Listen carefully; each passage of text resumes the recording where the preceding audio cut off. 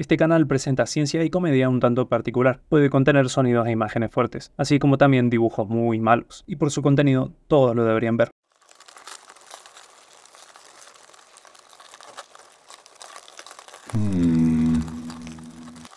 Hola, este video va a hablar sobre el sistema inmune.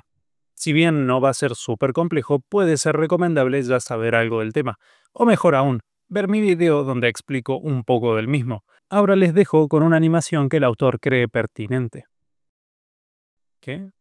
¿Cómo que tengo que hacer tiempo? ¿Por qué tendría que hacer tiempo? Este es mi programa favorito.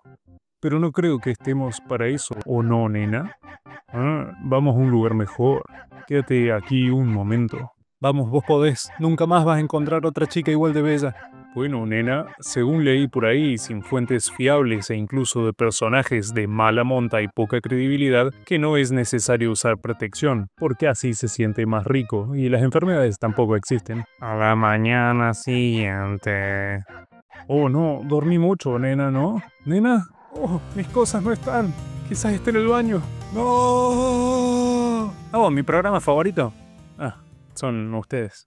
Por si no la conocen, hace tiempo circulaba una leyenda urbana de terror, o mejor conocida como creepypasta, sobre un muchacho conquistando a una chica, para eventualmente mantener relaciones sexuales sin protección, por algún motivo u otro, llevando al escenario en el que el muchacho se despierta y descubre en su baño la frase «Bienvenido al mundo del SIDA», aunque no menciona nada sobre robos de latas de atún o cepillos de dientes. Y ya, ahí termina. Lo cierto es que es una leyenda urbana y como todas ellas, no tiene realmente un caso puntual específico detrás. O capaz sí, pero lo que sí se puede rescatar de esto es que en su momento el SIDA fue de una enorme preocupación para la salud pública, llamando la atención de todo el mundo, así como incontables investigaciones y descubrimientos con respecto al mismo. Pero para entender el tema hay que aprender. Y bueno, no queda más que empezar por el principio, lo que nos lleva a los virus, siendo que los virus son las figuras de un gran debate, que si es que acaso se les puede considerar como vivos, pero eso no es cosa para este momento. Lo importante es saber que los virus son agentes infecciosos mayoritariamente de un tamaño sumamente reducido, llegando a ser mucho más pequeños que bacterias u hongos. Esto debido a su naturaleza como tal, en la que son en realidad pequeños fragmentos de secuencias de ácidos nucleicos, ya sea de ADN o de ARN, pudiendo tener envolturas de bicapas lipídicas y muchas otras cosas. Lo importante es que los virus son cosas que no pueden proliferar y reproducirse por sí mismas, sino que necesitan de un huésped siendo parásitos intracelulares obligados, significando que únicamente dentro de un ser vivo como tal pueden multiplicarse mediante diferentes mecanismos. Entonces nos quedamos con que los virus son cosas que infectan a otras cosas para así multiplicarse. Genial. Bueno, no realmente, porque esto generalmente se hace a costa de la viabilidad de los organismos que infectan. Y dejando de lado la discusión de que si representan algo con vida, los virus muy claramente no tienen cerebro, ni nada que realmente les haga pensar o razonar. Pero eso no significa que no se puedan adaptar y mutar, siendo los microorganismos que más pueden llegar a mutar de toda la existencia.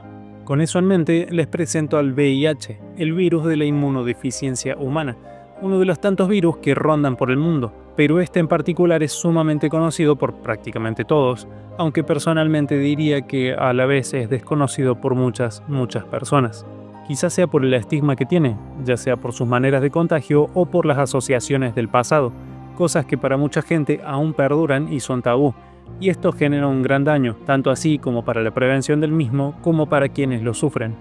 ¿Y qué sufren particularmente? ¿Qué es lo que puede llegar a dar tanto miedo del VIH? Para eso vamos a partir por su nombre, yendo por lo simple, virus. Acabo de explicar qué es un virus. Y humano obviamente hace referencia a los seres humanos, quedándonos con esta palabrita al medio, inmunodeficiencia. Una inmunodeficiencia significa que de alguna manera el sistema inmune se ve comprometido y pierde fuerza contra las amenazas que pueden llegar a complejar un organismo. Este virus particularmente desarrolla una infección aguda en un principio, que es evidenciable un par de días o semanas luego del contagio. Es en este momento donde el número de copias de virus se dispara exageradamente, a lo que el sistema inmune de memoria responde a tiempos posteriores como siempre hace, por algo es el de memoria. Esta infección puede ser asintomática o sintomática, siendo que si es sintomática puede presentar algunos síntomas comunes como fiebre, faringitis, inflamación de los ganglios linfáticos y sarpullidos maculopapulares, Otros síntomas menos comunes son diarreas o cuadros neurológicos, aunque todos estos síntomas y complicaciones son sumamente comunes para muchas otras cosas, por lo tanto suelen ser comúnmente confundidos con otras cosas, y fieles a las creepypastas no se les da mayor importancia. O al menos eso era en el pasado, o debería haber quedado en el pasado. Por esto mismo es sumamente usual que un médico parezca meterse en nuestra vida sexual al preguntar por ella, pero sin duda es algo muy necesario más para las dolencias de las que se tienen cierta vergüenza o incomodidad. Siendo más específicos, el VIH es un retrovirus, y siendo aún más precisos, un lentivirus, significando que tarda un tiempo en incubarse. La infección aguda que les mencioné es seguida de un periodo clínicamente silente con un promedio de entre 7 a 10 años, donde quizás se vean complicaciones menores que usualmente no son identificadas con el propio VIH, porque no son para nada específicas. Aunque existen dolencias y signos que pueden llevar a un diagnóstico muy rápido, pero para eso siempre es necesario ser honesto con lo que nos aflige y cómo puede llegar a haber pasado. Particularmente cuando una persona contrae este virus y no logra tratar a tiempo la infección, se llega a la fase clínica tardía, conocida como síndrome de inmunodeficiencia adquirida, también conocido por su acrónimo SIDA. El llegar al SIDA significa que el sistema inmune ya presenta un daño serio y severo, particularmente por las pérdidas de las células TCD4, sumamente importantes para el sistema inmune de memoria. Y el verdadero peligro no es este síndrome, sino que al debilitar el sistema inmune, otras enfermedades oportunistas que normalmente serían exterminadas ya no se ven atacadas por su mayor enemigo, el sistema inmune de memoria.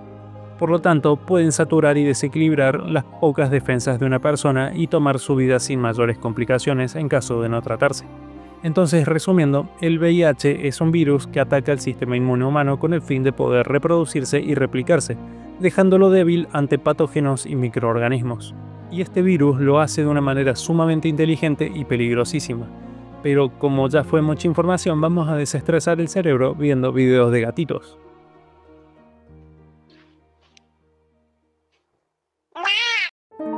¿Listo? No creo que estén listos. Principalmente porque no expliqué sobre cómo se transmite, aunque quizás lo sepan, pero el cómo se transmite fue increíblemente importante, así que vamos con un poco de historia antes que nada.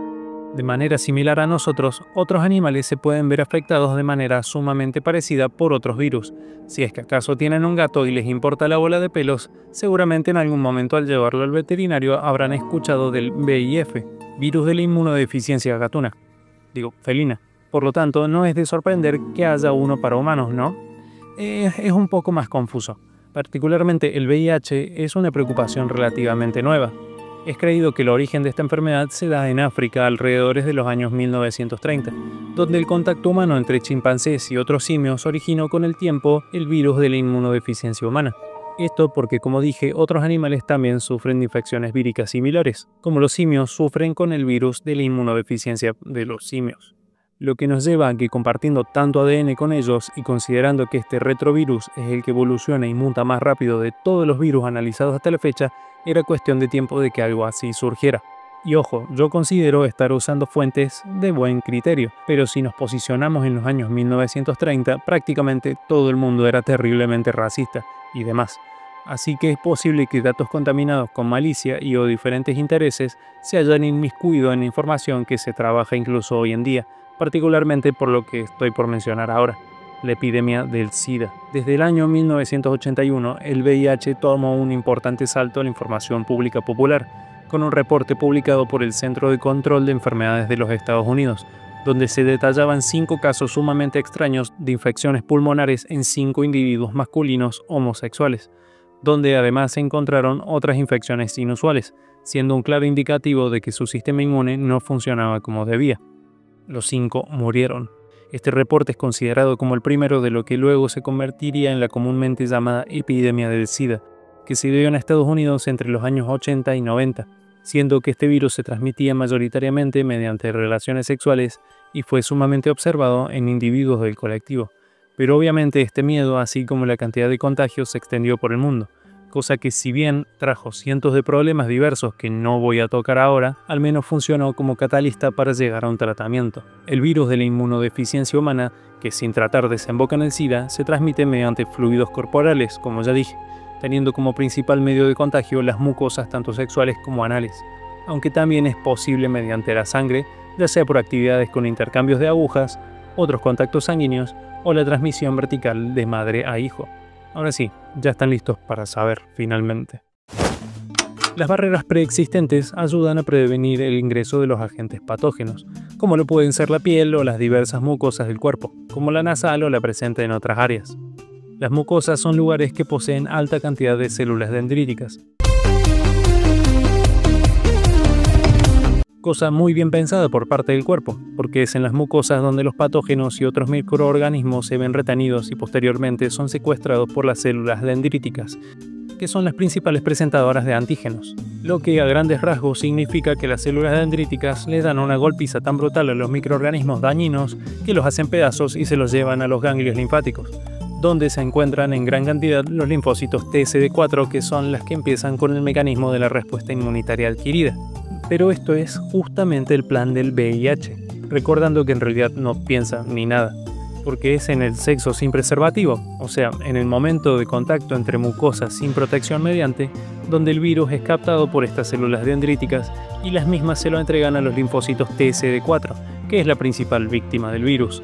Sería como que yo lleve y libere a una familia de ratas hambrientas y desquiciadas en una quesería, una tragedia total. Porque los virus infectan a los linfocitos, destruyéndolos y liberando cientos de miles de virus más. Y lo peor es que estas copias también siguen infectando, y más aún mutan de una manera desproporcionada, haciendo que el sistema inmune simplemente caiga, no pudiendo combatir por sí mismo y sucumbiendo en el proceso. O sea, puede ser algo un poco complejo de entender, pero el virus aprovecha todo a su favor, siendo que al quedarse en las mucosas se gana un viaje directo y completo hacia sus huéspedes principales. Encima, a medida que arruina el sistema inmune, poco a poco se les hace más fácil infectar y seguir infectando, como lo muestra este gráfico, donde se observa cómo una medida de la copia del virus disminuye por una respuesta inmune acorde.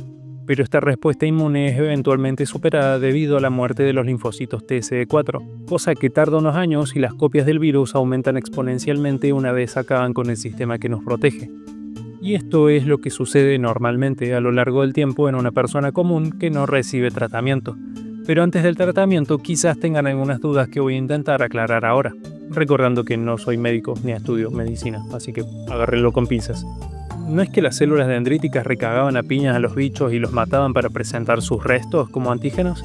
Sí, lo hacen, y dependiendo de la persona y distintos factores, es posible haber sido expuesto al virus, pero el sistema inmune simplemente fue más fuerte y logró detenerlo, porque hay muchos mecanismos y células más que las dendríticas. Pero obviamente esto no significa que sea buena idea poner a prueba el sistema inmune cada vez que uno va a tener relaciones de cualquier tipo ante cualquier enfermedad. Si los linfocitos TSD4 son su principal víctima, ¿eso significa que hay más? Sí, hay más víctimas posibles, entre ellas las propias células dendríticas, quienes infectadas viajan a los ganglios y terminan infectando a las demás células. ¿Qué hay sobre los contagios que no son por vía sexual? ¿Cómo son? Bueno, es bastante similar. Los contagios mediante sangre son eso, sangre que posee el virus se mezcla con sangre sin virus y es el virus quien viaja hacia los ganglios linfáticos y contagian a los linfocitos. Alguna vez leí que hay gente que tiene VIH pero no le pasa nada. ¿Es eso cierto? Sí, lo es. Un porcentaje sumamente chico de alrededor de menos del 1% de los infectados pueden tener a raya la infección sin necesidad de terapia alguna. Esta gente recibe el impresionante nombre de controladores de élite. Y eso da paso a lo más importante de todo, creo yo. Y es que hay esperanza. A día de hoy es posible conseguir tratamiento para el VIH y el SIDA, el llamado tratamiento antirretroviral, o TAR, siendo de suma importancia porque le permite a las personas vivir una vida mejor y más duradera, siendo que el tratamiento consiste en la toma de un cóctel de medicamentos diariamente, donde es muy posible alcanzar estándares de vida normales sin dificultades. Dependiendo del país, estos medicamentos tienen costos, sí, pero al menos es mejor que morir. Y además, por supuesto, hay cientos de investigaciones más intentando desarrollar maneras de acabar con el VIH de manera definitiva, incluso estudiando a los controladores de élite. Pero una cosa que es de suma complejidad es que este virus es el que más muta de todos, en la existencia de todo lo conocido por los humanos. Y bueno, ya sea por su origen, por sus implicaciones sexuales en los años 80 o incluso por la implicación actual y el tabú que envuelve a todos estos temas, el VIH, así como otras enfermedades de similar propagación, reciben mucha desinformación y generan miedos irracionales, como llegar a segregar gente por más de que no puedan contagiar por medios como la saliva o el tacto. Un claro ejemplo de esto es la leyenda urbana del principio, donde el miedo primal de casi contraer el SIDA pudo ser justificado en el pasado donde no había tratamiento alguno. Pero ahora, actualmente, sabemos que incluso hay que dejar desatendida la infección por años enteros hasta desarrollar este síndrome, significando que en una noche no es posible contraer VIH y desarrollar SIDA. Así que ya saben, usen protección y háganse testeos anuales o luego de encuentros de alta peligrosidad.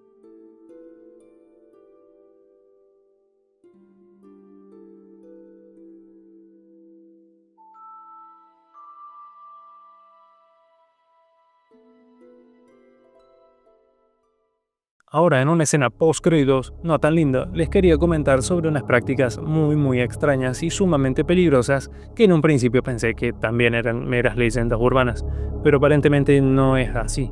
Estas prácticas son el bug chasing y el gift giving, que se traducirían a buscadores de enfermedades y regaladores o dadores de regalos. Y sí, son básicamente lo que suena. Los bug chasers son personas quienes desean infectarse del VIH, generalmente participando en foros online donde contactan con otras personas positivas que aparentemente acceden a contagiar a otros. Explicaciones a esto, según he visto, suelen recaer en alguna clase de desorden mental donde la persona desea hacerse daño de alguna manera u otra. Aunque también leí que es una medida desesperada en algunos lugares porque, siendo positivos para el virus, obtienen beneficios como gratuidad en servicios de salud, asistencia financiera de algún tipo o incluso hospedaje. Esto igual tómenlo con pinzas porque me suena sumamente extraño.